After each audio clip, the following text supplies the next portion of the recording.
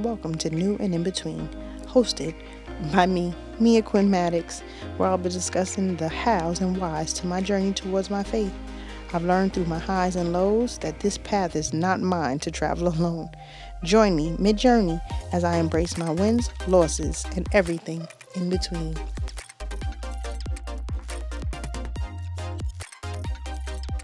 I'm beginning to plan season 3, and in my planning of season 3, I rewatched season 1 and season 2 to study myself, just to watch the whole season to see what direction that I could go and what topics I could take a little bit further. It led me to rethink, certain little conversations and sections of the conversation took me into deep thought. So I thought it was going to be a really great idea to compile those all together and make this episode some of the best clips of New and In Between season 1 and season 2.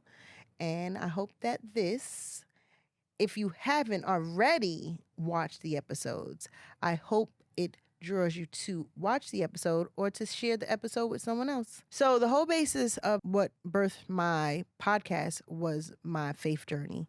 And for all those who have been following know, a few years ago during the pandemic, not even just during the pandemic, it was after many of heartbreaks, I finally came to a point in my life where I was tired of leading myself into circles of quicksand, and I decided to let God lead me. And in being led by God, the idea of this podcast came to be.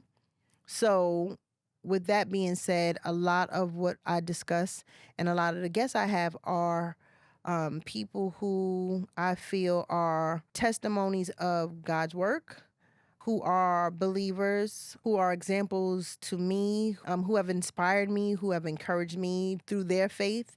So it was important for me to make sure that when I did this, that was something that I spoke about all the time, because from the beginning of the studio in Yonkers to my house to now being in a studio to being on strike to actually going back to work kind of first, to being able to fund my podcast because I don't have any sponsors yet. I don't have any funding yet. So this is all self-fund, but I'm so grateful that I was able to go back to work. And this is all not by coincidence. Like, I pray for these things. I see my prayers coming to be. I see my prayers that I pray for other people coming to fruition. I see the change in myself. To me, it's one of the best things that has ever happened to me. And this is why I wanted to do this podcast, so that I could share. And not that I was an atheist or anything like that before I believed, but it's just how I believe now is different. I have more of an understanding. I have more wisdom. I have more of a intimacy with God now. So things that happen for me that I used to think were happening for me because of me, I know exactly who it's coming from and what's going on. So a lot of these clips are testimonies of, like, Anthony. They wrapped up, and I'm not even sure if they wrapped up. Don't get me wrong. The Madonna tour. Anthony ran the transportation for that. That's amazing. He's not even 40 years old. He owns a transportation company, and him and his father, they drove around Madonna on her world tour. It's pretty dope. And then Brian with Remington and Lamont. And every day or so, I see some new fire fit, something totally different. And just his story of me knowing him from when he worked in Atrium to now being a clothing designer. It's super dope just to see. And how Gabrielle she was such a light. She was such a light. Sitting across from her, she was such a delight. She was such a delight. Gabby, we got to get you back again. I loved sitting across from you. And don't get me wrong, I love sitting across from everybody. Sharon was also a hoot. It's like, these are people that the conversations just flow. We could have talked about dirt on the floor, and I'm sure we would have all had a story or something about dirt on the floor. It was just, great. So a lot of these clips are testimonies of just trusting God. Tiffany has to trust God that God is going to take care of her son. That's a lot of trust. That's a lot of trust. It's a lot of faith. Just hearing her story increased mine. it made me know, oh, this is a powerful being here. Tiffany was a super example of faith. I love sitting across from her, and just Christina, and hearing how just her experience with therapy and how she's bettering herself, and how in bettering herself she's making her daughter better. And that's how we change the generations, and that's just amazing. You know, I never thought to do a podcast. Never did I think to do a podcast. Never did I think that I would be in front of the camera. When the idea was given to me, I didn't talk myself out of it. I was obedient. I'm letting God lead me.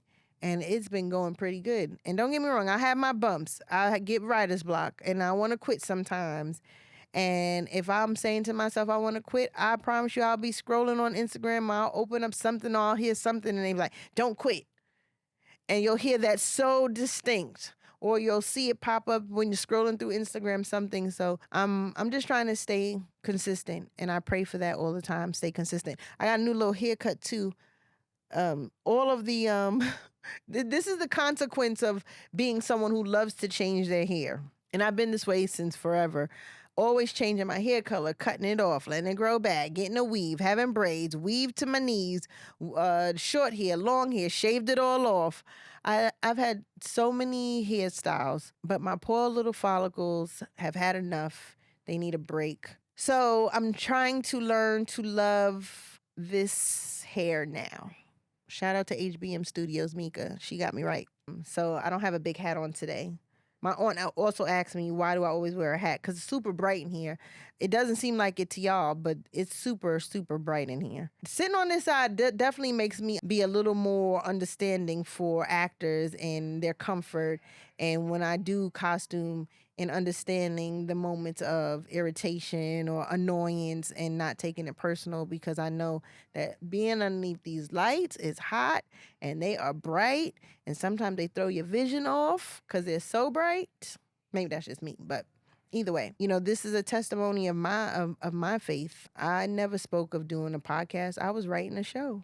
But I was also starting a company called Ask Me a Quinn when I was promoted to supervisor. So what I'm starting to really understand is that I can make all the plans that I want, but what God wants to happen will happen.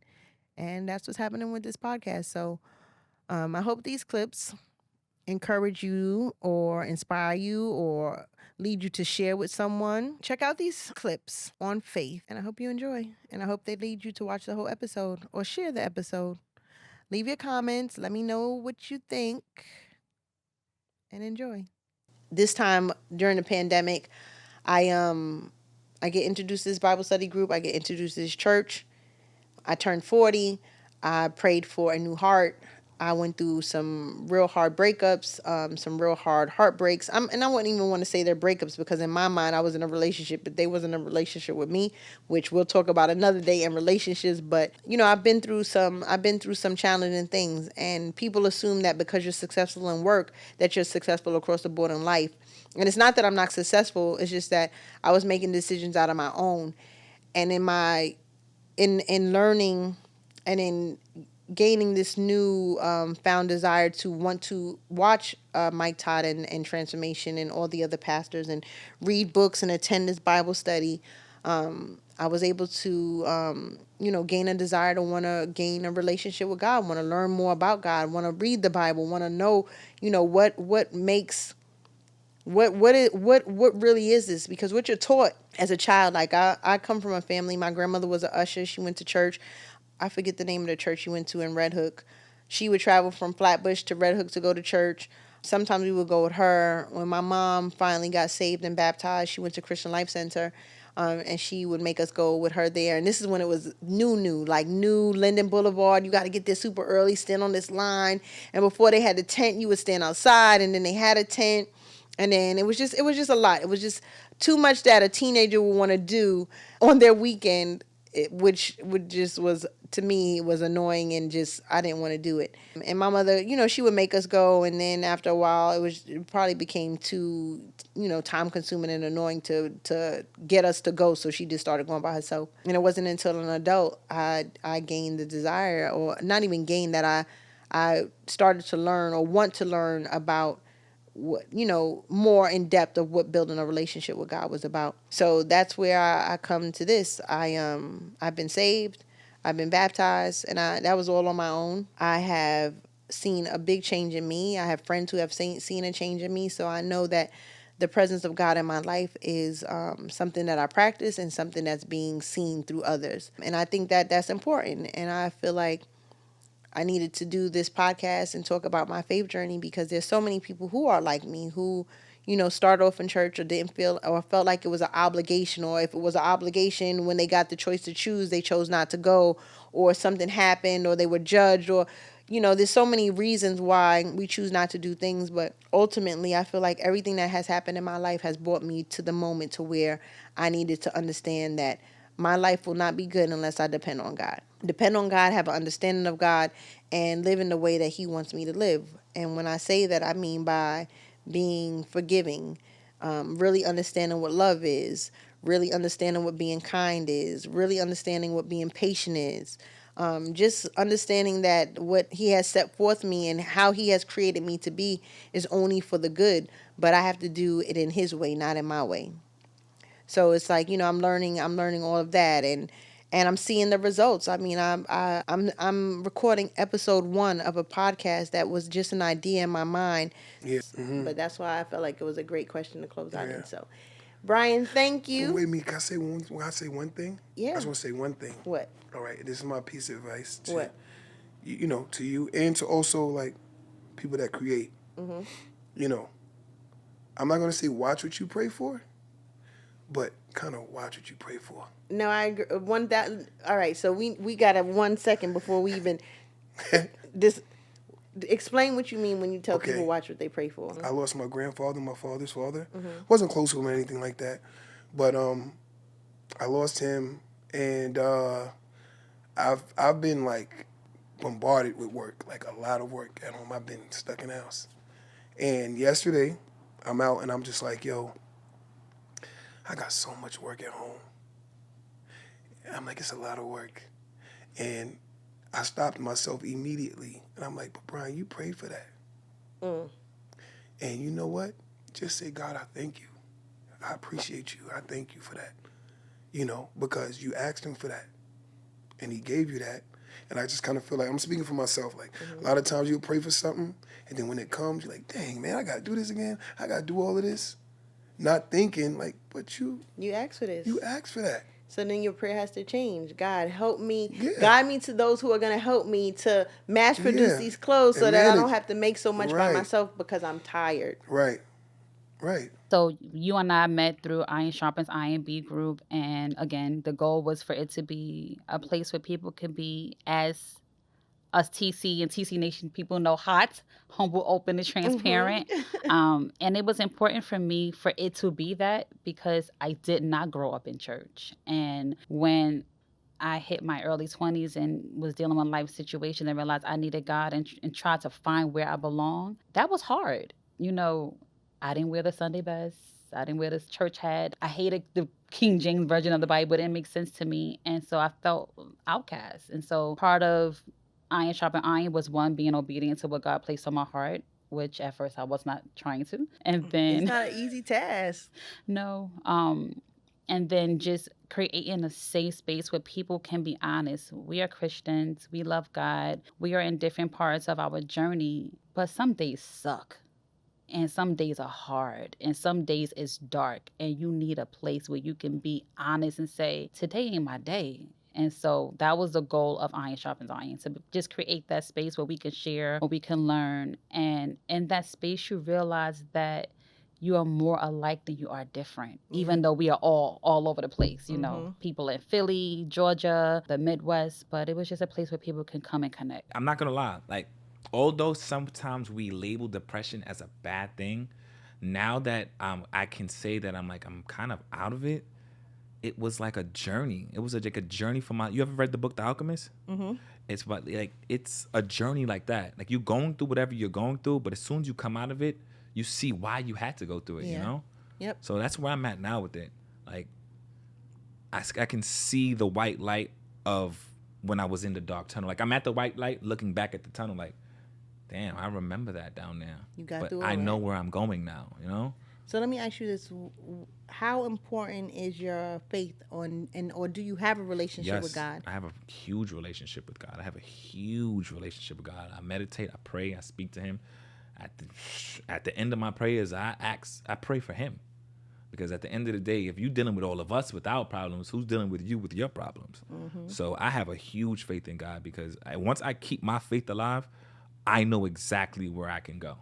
Like I was explaining to you earlier, off air, is like I'm at a point in my life where I was working so hard and I'm now seeing the fruits of my labor. But if I didn't keep my faith back then, how would I see the fruits of my labor right now? My mindset is different now because through my faith in God, I'm able to love myself. And in loving myself, I've set the standard of how someone is going to come to love me. You can't love me less than I love myself. So I feel like because of my relationship with Christ and because my this new wisdom and understanding I have for love and for myself, I'm never gonna date how I dated in my 30s, because in my 30s I dated from a place of insecurity and low self-esteem and pride and ego. Ooh, a lot of pride and ego and just ignorance and and hurt and trauma and brokenness. And I'm in a different space in my life now. So if you don't have a relationship with God, then you don't have a relationship with me. Because if you have a relationship with God, then you understand I would hope that you have an understanding of love and understand of loving yourself and loving God, and that would be the God, and that's what I want my foundation to be now. So now let me ask you this: what's your belief system? Like, what's your faith? Christian, godly, very spiritual,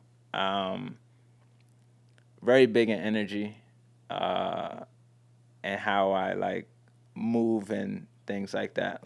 Now, let me ask you, what is like, because everyone is always like, oh my God, her energy was terrible. Oh, the energy, the energy. What is the energy for you?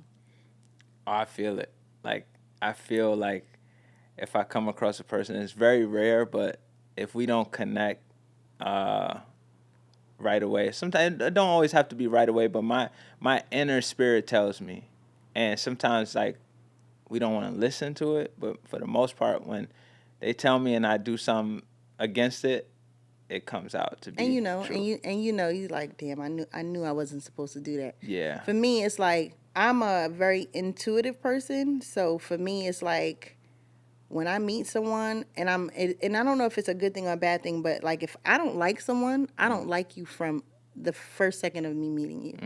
And I may not know what it is, like I can't put my finger on it, but 9 times out of 10, I'm right. You're right. You gravitate to what you are. So I'm picking up the negative. I'm gravitating towards the negative things in people. It's like what you just said, like finding yourself. It's like when you completely, and it's not, I don't think you ever completely find yourself, but when you come to a point in your life where you have peace with yourself and who you are and who you're becoming and what you're doing. People who don't have that same peace disrupt yours. It's like they disrupt your spirit. I just Right. don't have the energy or time to pour into it no more, because I'm a queen of making red flags green. I feel it, I know it, but then I'm forced in the situation for whatever my reasons too. Like, you don't want to tell people no, you don't want people to feel bad, you want to include everyone, or, whatever intentions, because sometimes I don't know about you, but I could speak for myself saying like, sometimes I'll enter into a situation and my intentions are wrong. So when it does not go the way that it's supposed to go, I'm aware immediately, like, all right, Mia, you have bad intentions from the beginning. So why did you think that It was gonna go why do you think left. that God would bless this situation when you know that your intentions weren't even right? Right. So it's like, it's just those things. But, I like to ask what energy is to you, because everyone has something different. It's like everyone's talking about putting things Yeah. into the universe. I don't put things into the universe. I just give them to God, because God created the universe. Yeah. So why am I going to put something into the universe for him to fetch out when I could just tell him?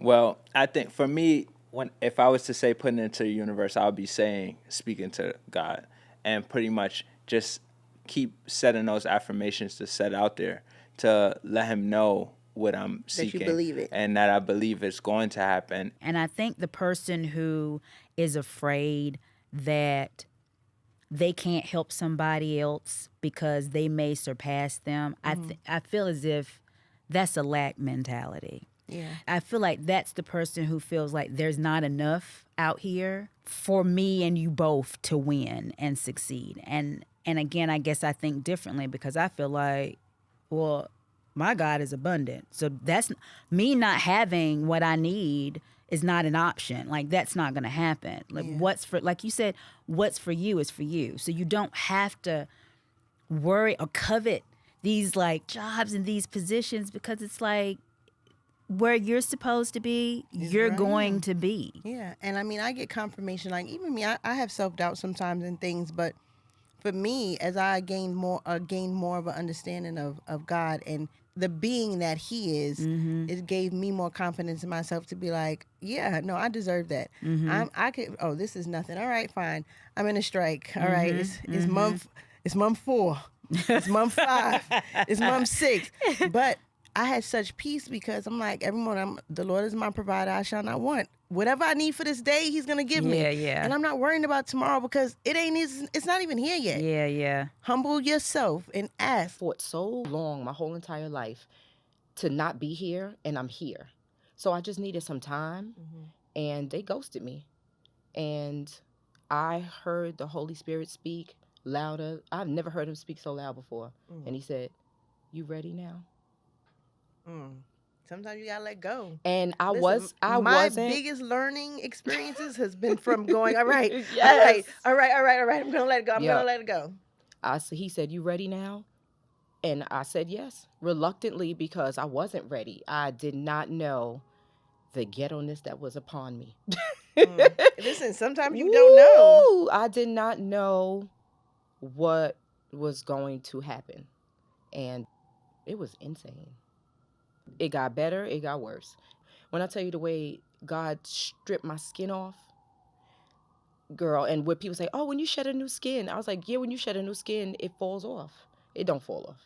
Some pieces stick on, some of us pick it, and then we let it scab and we pick it again when it's not ready. And it was the most horrible yet enlightening and eye-opening experience that I've ever had in my life. And it changed me forever. You've seen the growth in me over the last couple of years with my faith in God. And I express to you how important it is. And you come to me sometimes and I always tell you to make sure you pray. I remember one time we were going to see some concert we was going to. It was me, you, Abigail, Mom, and Dad. Remember we was going to City Field. No, the City Field, whatever that concert was in City Field. What concert? Remember we didn't make it because it was too much traffic. Rolling Loud. Rolling Loud. So we was going to Rolling Loud, and then Abigail was talking about prayer and how her family prays, how it's a bunch of words, and you was like, no, prayer is just talking to God. So tell me what your belief is in God and prayer. Okay, so I believe in God like super heavy. I believe that He's the one who created this world. He's the one who already has your life planned out for you, and you just have to live it. But honestly, I don't be praying a lot like that, which is not that good. I really should be praying, but every night I try to talk to Him and go over my day and talk to Him like how I would talk. And I just talk to Him, and I just feel like I need a better relationship with God. I need to start reading the Bible and watching church and stuff, because I don't really do that stuff. I'm not even I don't read the Bible. I don't pray all the time, and I don't really go to church or watch church. So it's I believe in Him. I know He's instilled in me. He's my I know, but it's just I need to build a better relationship with Him, because right now it's not the best it could be. It could be way better than it is right now. Well, at least you know that it's when you recognize that as being young. So I think my faith is just helping me to understand that the hurdles are, for every blessing is a burden, and the more you want, the more is required. I'm a hard worker, so I'm just learning to take the punches as they come. And I do these affirmations. I started doing these affirmations. My therapist gave me Alana Fox. She does affirmations. She has tons of them. And I started doing them. And at first I was like, I don't know why I'm doing this. And I did it. And I'm just like, okay, I'm just doing it. I don't know why I'm doing this. I don't know why I'm doing this, but I keep doing it. Because it's a bunch of I am powerful, I am in vibration with the frequency of wealth, I am beautiful, I am an amazing daughter, just all these different things that I do it in the morning before on my way to work, because it's one thing that I know I'm going to do every day. When I was driving here and I was upset, I'm like, I'm in control of my emotions. If I'm in control of my emotions, then I can let this go. All right. I'm in traffic. I'm in control of my emotions. All right, why are you upset about traffic? It's a little bit of traffic. If you trust that God is going to get you there on time and the day is going to be how he planned, then why are you getting upset? You're in control of your emotions. And I just have to remind myself, and then I control my emotions and leave it for what it is. And I got here on time, and it always works out. And that's what having faith is during the bad times, is knowing that, all right, fine. This is a storm. All storms end. My umbrella's strong. I'm good. I got a raincoat. I got great rain boots. I'm all right. This is going to be fine. It's going to end. It doesn't rain forever. So that's kind of how I get through the hurdles. And trust and believe. I should be in the Olympics right now with all the hurdles that I've jumped over. But it's what you jump over. I don't knock them over, and I don't let them knock me over. So that is something that I've learned from Sharon. So let me just explain to you. Even in this, in my new and in between of my faith journey, Sharon is a key part of this journey, because during the pandemic, there was a Bible study group that she invited me into. And that Bible study group with Sharon, another gem of mine, Sue, another gem of mine, Billy. These two women led a Bible study every, what was it, Wednesday? Yes. Wednesdays at 8:00. Yes. Through the whole pandemic, and 2 years after. 2 years after. Yeah. And when I tell you, it opened up my mind and my heart to prayer. First of all, they prayed down. I never heard women pray the way that they prayed, and it inspired me. I'm like, ooh. They're like, who wants to do the opening prayer? Everybody camera go off. Everyone starts doing something else, because they pray on such a level you feel it in your bones. So it's like, damn, I gotta pray not against them, but I gotta pray up to that level. Like, and I mean, that's not what it's about. But in the interim, they're the ones who kind of set me on fire to want to know God, to want to know more about God, just in their Bible studies and explaining the Word. These women were the foundation for my faith journey. So it's important for me to have Sharon here, because I would not be here if it was not for her. I wouldn't be, because I don't know. I mean, everything happens how it's supposed to. So Absolutely. I feel like I would not be here if you did not invite me to that group. New and in between probably wouldn't have been birthed if Sharon didn't introduce me to this Bible study group that opened up my mind to, and my desire to wanting to learn more about God, wanting to be saved, wanting to get baptized. And these are all things that I did on my own. They did not encourage me. They did not say, oh, you have to be saved, you have to be this, or, they were not judgmental. And he knew, once my mom and dad split, the majority of my time was spent with my mother. So it was what it was. Yeah. Yeah. And at the end of the day, the whole ultimate point is to follow God. Right? Yes, absolutely. And that was my mother's thing, is like, as long as you follow God and are a good person and do, right in the world, I don't care what religion you decide to practice. Yeah. And I mean, that's really what it boils down to. I definitely feel like you have to be drawn. Yes. You can't be forced. Mm-hmm. I mean, my mother didn't force us. We went. She did make us go with her sometimes. It just didn't connect to me. Yes, yeah. What the pastor was talking about wasn't, Yes. It didn't relate to my 16-year-old life or my 17-year-old life. He's talking about bills and this and that. I'm like, I don't have no bills. Like, I'm chasing this boy, and my heart is hurting. Like, yes. You got to go through some things. Yeah, you have to go through some things sometimes. Yes. The foundation is there. So it's still, the foundation was laid. You couldn't relate. It didn't resonate. But as life started to happen, then you were able to lean back into your faith. The concrete started breaking when the vine started coming up. And then it's like, okay, life happens, and it breaks a little bit and it breaks a little bit more until you just got a old pebbly ground. If that's the path you go, I went on the pebbly ground until you figure that out. And then I sifted all the pebbles and the rocks out. And now I think I'm on a good path. Yeah. And it's a journey of self-discovery, a journey of your relationship with God. And I felt like there were things that happened to me or in my life that drew me closer and closer to God throughout the course of my journey. And I'm still on that journey.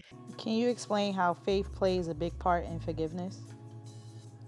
So for me, my faith. So me learning about God and learning about Jesus and learning about just God forgiving us and how he forgave people and how he sent Jesus to allow us to be forgiven, it made me desire to want to forgive. But for me to forgive, I had to gain an understanding of what forgiveness was. So during this time, during the pandemic now, and I don't remember if it was during the pandemic or if it was like maybe later on. But either way, Transformation Church does a sermon series on forgiveness called FU University, Forgiveness University. And it was a longer than normal sermon series, and I was dedicated to watching every single one because I had prayed for forgiveness. And what I've learned about prayer, when you pray for certain things like patience and peace, not even peace, but like patience and forgiveness, and God doesn't just sprinkle it on you like, here's forgiveness, here's patience. He puts you in positions and situations to practice what it is that you're praying for until it becomes second nature.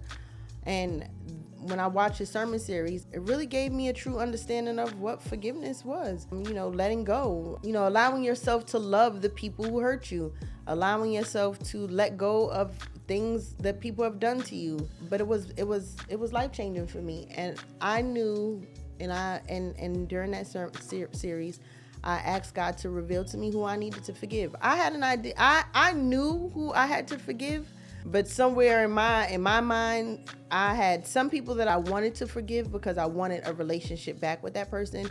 But there were some people that I didn't care if I had a relationship with them again.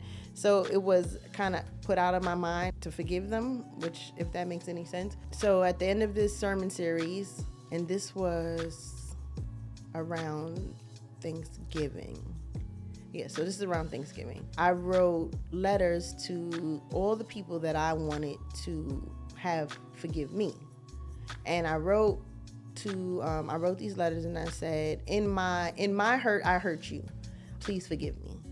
And I felt like asking for forgiveness, and I wasn't looking for someone to say, "Oh, I'm sorry," or "I hurt you," or I was not looking for that. I just wanted to say, hey, I know that I hurt you. My reaction to regardless of whatever the situation was, if the person hurt me and I hurt them back or whatever it was, I just wanted them to forgive me for what I had done. And in them letting me go, then I was able to let it go. I had did some prayers and devotions like some months back, and I kind of was like, I gotta sit with God and get into my word and just kind of do some prayer. One thing that came to me in that space, because I feel like when I do that, I hear what I need and get what I need to get right away. And one thing that I took away from that is it is a sin when you are not taking care of you. If you ask God for, hey, my cup is empty and I need a breakthrough. I need you to come and give me something because I feel like I'm at rock bottom. And God comes and he fills your cup up, a fourth, a half, a third, but your cup isn't running over. He's just giving you enough to get through what you need to get through. But as soon as he gives you that, you run out and you're trying to fill everybody else's cup because you feel bad for everybody. He didn't tell you to do that. And we have to be discerning about how things play on who we are. And that is when I had to stop to myself and say, you got to start coming into your me season. You're not a bad person because, I grew up in a church, you got to give your neighbor, you got to make sure people around you. But how? Because I've given and given and given. And then there's places where I feel empty. And then I got to go recharge. And then when I come back, everybody's like, oh, she's back. She has, enough for me. And it's like, I don't. I don't have enough for anything right now. And I have to be okay with that. I can give what I can give in this season, but I can't give you my all. And it changes people, it changes your relationships. The people who understand, they stick around and they understand that But you're those are the just, people who have grown themselves. yeah, and they see you're evolving and they're loving you through it. And the people who, the relationship just kind of falls to the wayside, I'm okay. Those are the ones I pray for. I wish everyone the best at Yeah. the end of the day. I didn't want to at first. That wasn't my goal. I didn't want to be seen. I wanted to be heard. That was But my now mindset. you're really being seen. National television, syndicated, and it was just like, okay, if this is where God wants me to be, then this is where I'm going to be. How important is your faith in being in nursing and being in entertainment? Because you said you had to desensitize yourself. In desensitizing yourself, does that turn your feelings off? Like, does that turn your empathy off? To desensitize me, you don't feel anything. So how does that work? And then, now you're in front of the camera. How does that work? So every day, like, you go in the hospital, you pray. Like, I pray, right? So my mother always told me, before you step on that unit, you pray. Not only pray for yourself, that you stay away from harm and danger, but you also pray for your patient.